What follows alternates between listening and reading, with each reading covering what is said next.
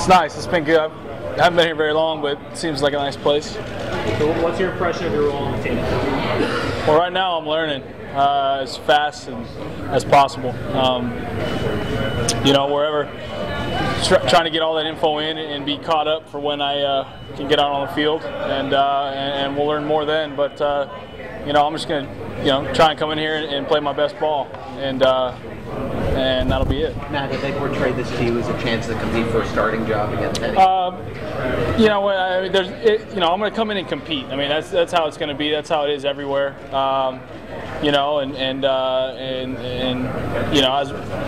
As of right now, like I said, I'm learning. I'm going to come in and make all the throws and make all the right reads, and we'll see what happens. Had you heard from Tony Sparano or from Jeff Ireland directly during the process where they were trying to sign you, or was it all with your agent? No, I spoke to both of them. A lot of it was dealt with my agent, but yeah, I had some good conversations with them. And was there a message that they liked your skills from seeing you in Dallas? What basically was the message? Yeah, I mean, obviously they did some research, and thankfully they liked what they saw. But yeah, the connection in Dallas definitely helped. What you showed such great promise, late in 09, finishing that year with the ATDs, the 2 picks. Last year, was it a function of the injuries, personnel around you? What factors would you attribute to last year? Well, I wish I had the answers to that. It was just rough. The injuries, yeah, definitely hurt. There's really no excuses. We just didn't play good football. People say that we're young and this and that, but we went through a lot last year and just couldn't work out of it quick enough. We moved on from there. Obviously, I'm here and they've moved on, but that was that. Did you talk yesterday about lumping the competition? Could you talk about that competition? Right. Yeah. I mean, like I said, I think competition is going to be anywhere. All I can control is making the reads, making the throws, and really playing at the highest level that I can. And kind of the cards will fall where they may. So I can't worry about anything like that. So the coaches have to do their job, the players have to do their job, and that's how it's going to be. Now, what's your relationship like with Coach Terrell right now? It's great. Yeah. It is. Yeah. I'm sure everybody thought it was going to be kind of sticky, but I was really excited to come back down here, and it's the 24 hours I've been here. It's been awesome, and I see it being our relationship growing from what it was in a good way. I know he didn't recruit you, but he became your coach. Right. And you left, obviously. Were there any hard feelings or anything? I don't think so. Coach Terrell's a pretty professional guy. In that situation, it had a lot to do with an injury. I had a knee injury that year, and I knew there was another good guy there, and I wanted to continue my college career and had to make the best choice for me personally, and that was really it. And I think he understands that. And so, like I said, we've both kind of moved on from that situation. So you saw that he was the quarterback coach and the Dolphins were one of the options. Did you chuckle to yourself? Like, I can't believe it. It excited me, to be honest with you. It was funny. I knew last year, I think he was the wide receiver coach, and I knew he was down here. After they had talked to me, I kind of did some research and found out he was the quarterback coach. And so, yeah, there was a little laugh there, but it definitely kind of turned me on a little bit. Matt, how tough is it to not be able to practice till Wednesday, be out here and watching unless you want to get out there? Yeah, there's pros and cons, I think. Obviously you want to be on the field, but for me coming in, learning, going over it in meetings and then actually getting to come out and watch it is beneficial. But obviously you want to be out there doing it. There's nothing like, experience.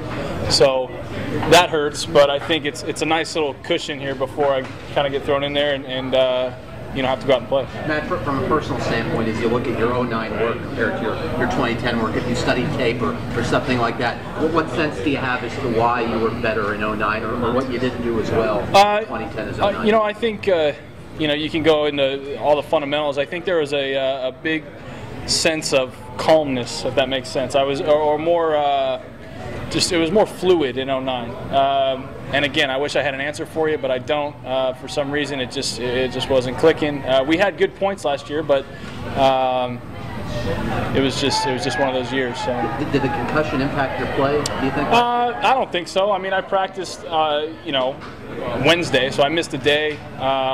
Came in and we had some good shots the next game, but I don't think it affected me at all. Matt, I apologize for repeating myself now, but back when you were with Dallas, did you expect, I guess Carolina picked you up on waivers, and Dallas was trying to get you through to the practice squad? Right. Do you remember that day? Did you expect or want to wind up on? I didn't know. I mean, as a rookie, you don't know what to expect. But yeah, I thought I was going to be in Dallas, to answer your question. They probably made it pretty clear to you that they wanted to. Yeah, I mean, they told me that, you know, we want to put you on the practice squad, and so I was all geeked about that, you know, and 12 hours later I was on a plane, so I didn't really have time to react to it. I was happy that I was on a roster, you know, in Carolina, but yeah, I thought I was going to stay in Dallas. Was that interaction with Jeff at all, or was that mostly Jerry Jones? I don't even know who it was. I just got a phone call from somebody in the organization that said you got a flight, or from somebody from Carolina actually, and said you've been claimed. So you didn't really know Jeff at all then? No, I mean, I had dealt with him a little bit as an undrafted rookie. You know, I wasn't on the top of the priority list, but you know, I got to know him briefly. Do you know who discovered you? I don't know. I don't know. I know there's a connection between Jason Garrett and my college coach. You know, I know connections always help. So I don't know. How many offers have you had in the last few days before you picked Miami? I had about 3 or 4. You know, we had some talks with San Diego and San Francisco,